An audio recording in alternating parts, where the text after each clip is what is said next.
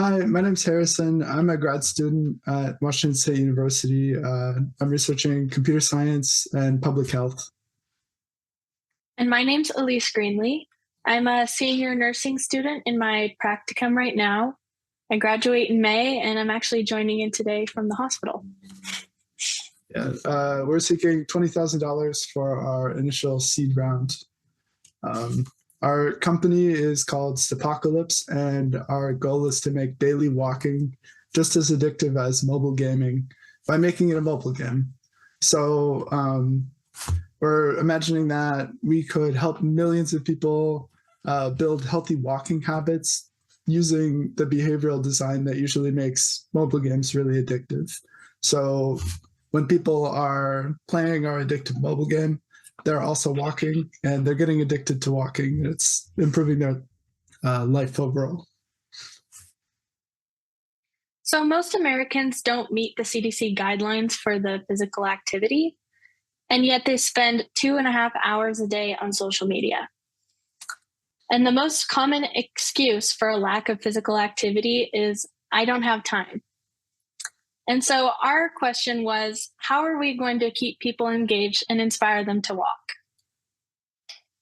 And we're positioned in the fitness app market with a $25.8 billion market cap by 2030, and the mobile gaming market with a $253 billion market cap by 2030. So just two really great markets. And yeah, like we said, the solution is Stepocalypse. So it's a mobile game where as you walk in real life, you also walk in the game, and you're foraging for just materials and treasure in the wasteland. And as you adventure, you get more stuff, which helps you upgrade your camp, which helps you get more stuff. And it's sort of this loop that is very appealing to the human brain. It's very common in incremental games or like idle games and that sort of thing. And yeah, the entire point is that it feels like a game and not like a fitness app or a tracker. So the goal is to make our users not even really know that they are using a fitness app. All right. The mobile gaming compound annual growth rate is about 11.6%, and gamified fitness apps are about 22.6%. This means that Stepocalypse is taking advantage of both of these explosive markets and intersecting right in the middle.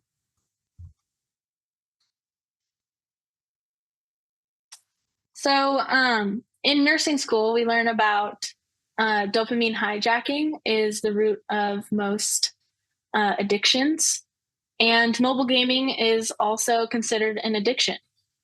So what we're doing is utilizing this dopamine hijacking pathway to make a game that will actually improve someone's life and their physical activity overall. So as far as the competitive landscape goes, there's a variety of existing apps, and we looked at them and we decided that they're not very good. They're missing something. There's a key that they don't have. So if you just run through the really common ones, right? We can look at Garmin. It's mostly a tracking app.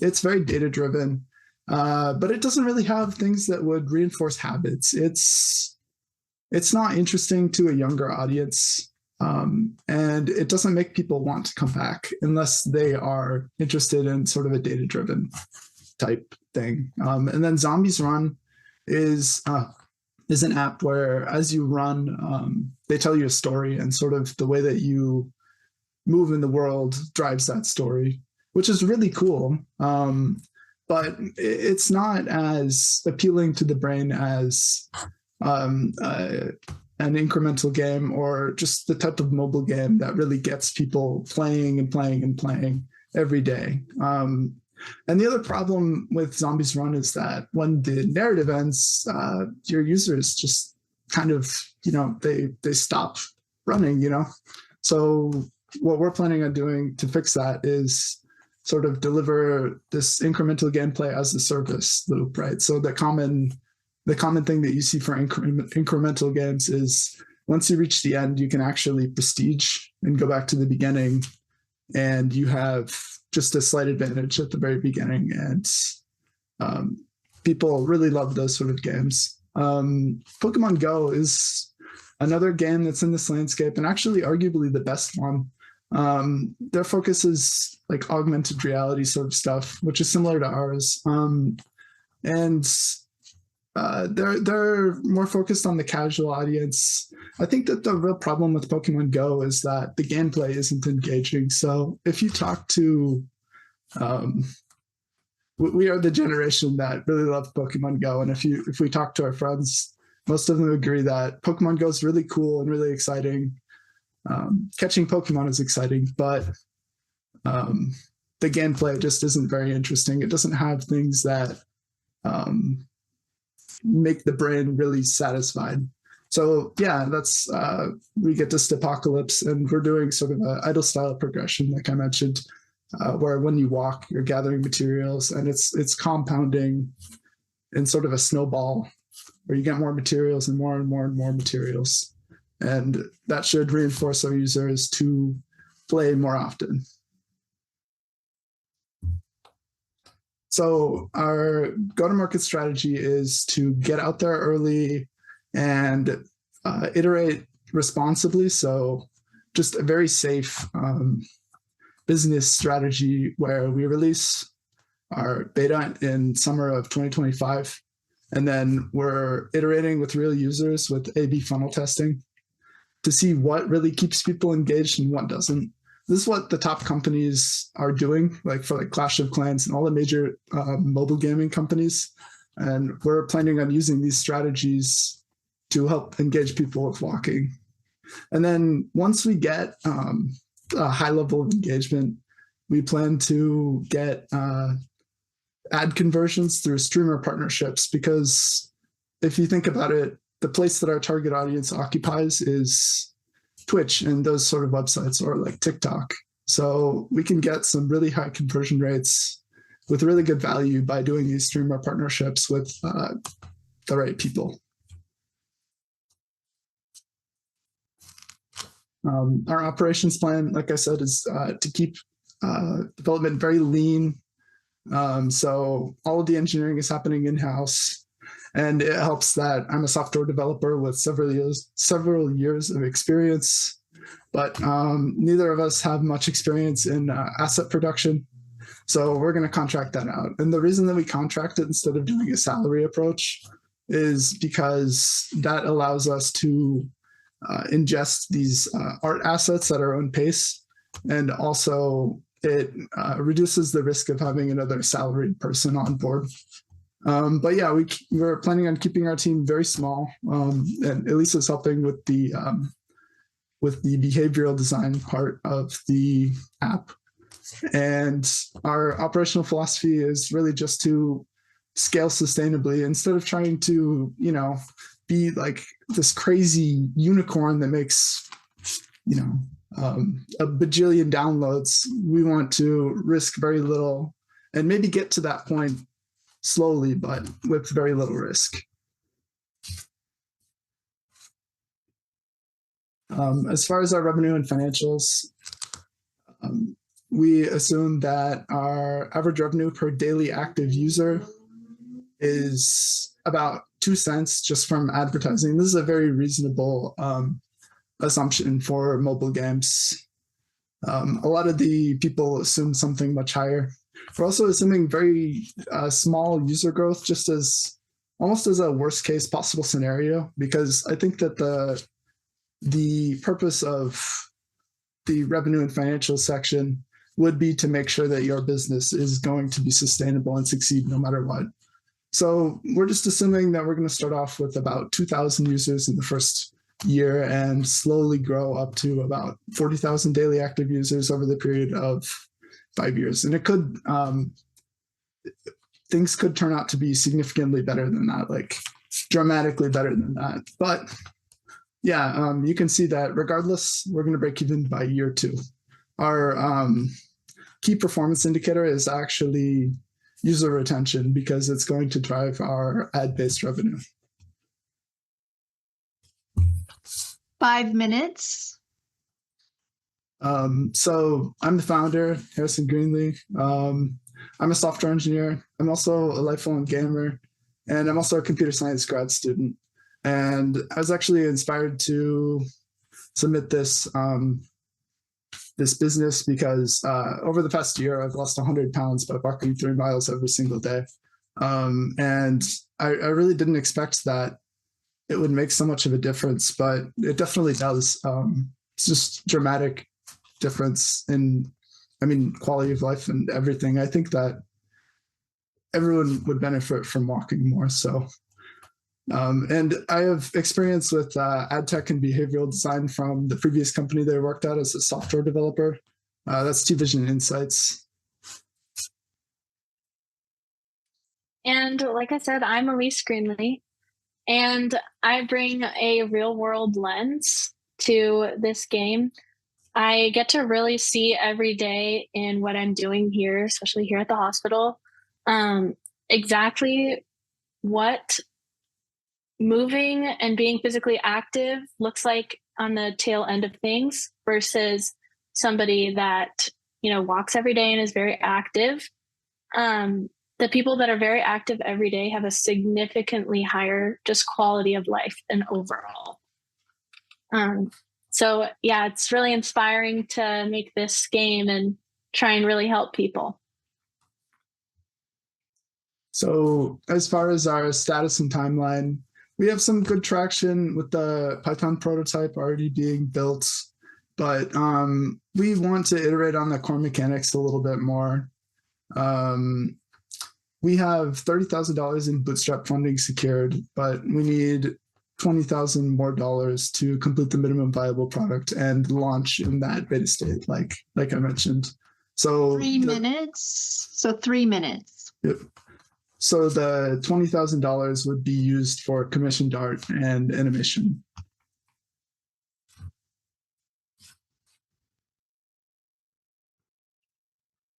So this is an app that we want to use every day.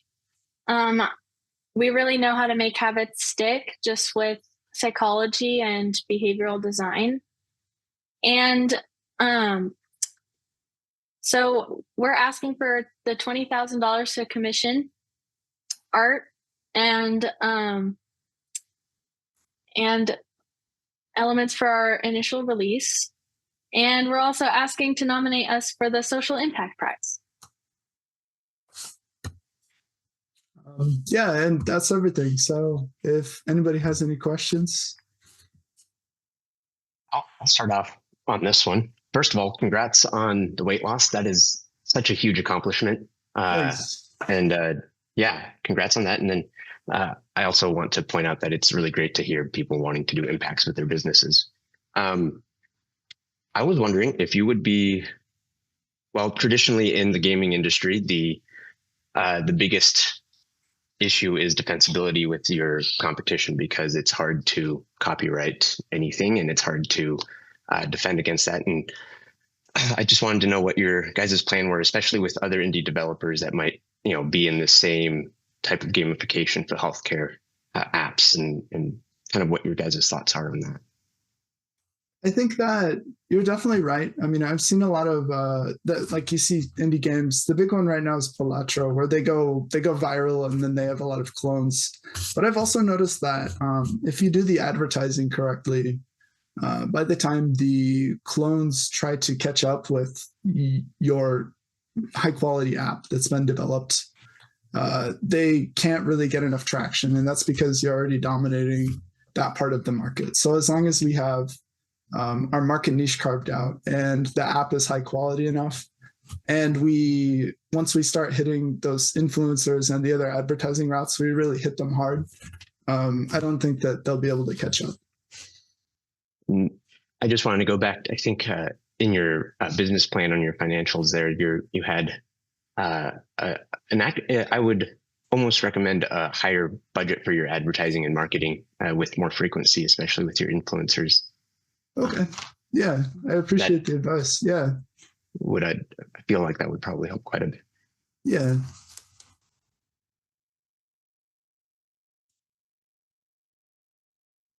Hey, my question is, I don't quite understand how you get high conversion streaming partnerships. It seems to me that might be a critical piece of this.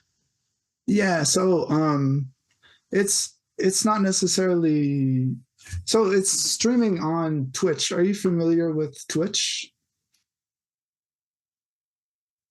No, I'm not. Sorry. Oh, okay. So Twitch is very different from a normal streaming platform in that it's a lot like YouTube. Just anybody can stream, and usually the things that are being streamed are games, right? But the interesting part is that the people who are streaming are a lot easier to contact than like in a traditional streaming sense, like on TV.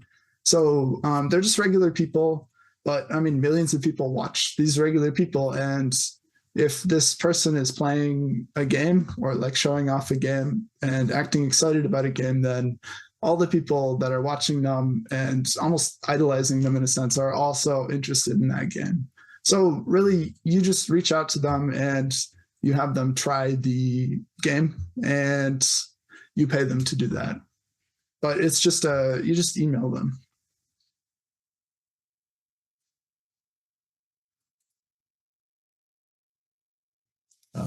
Are there any other questions? Yeah, so I think this is a really neat idea to get people out walking. I had a few things.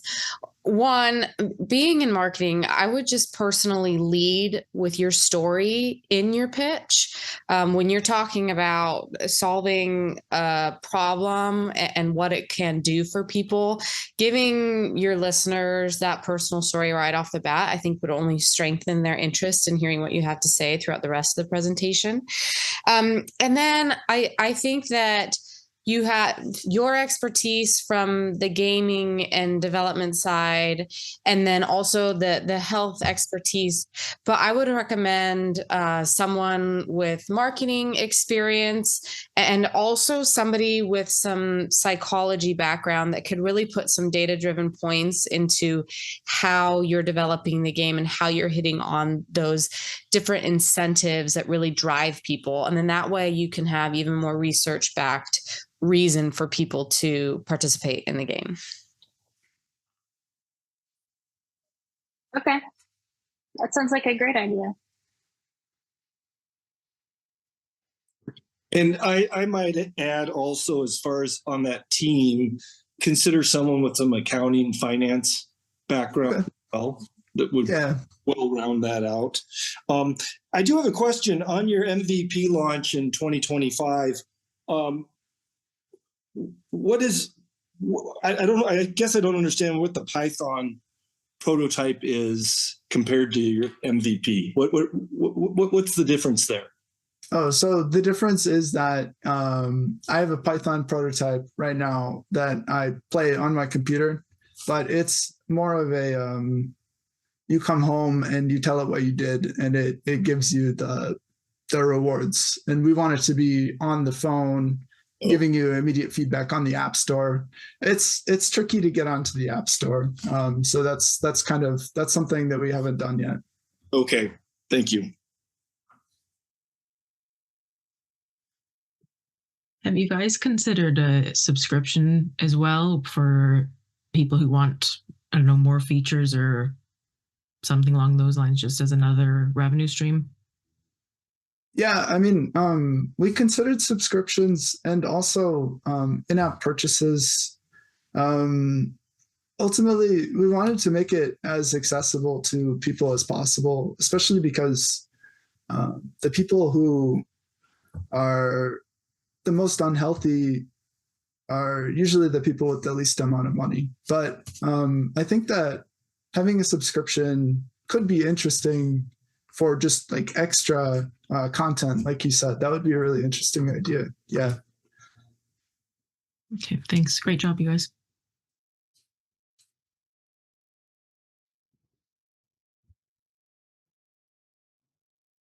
Is that all the questions?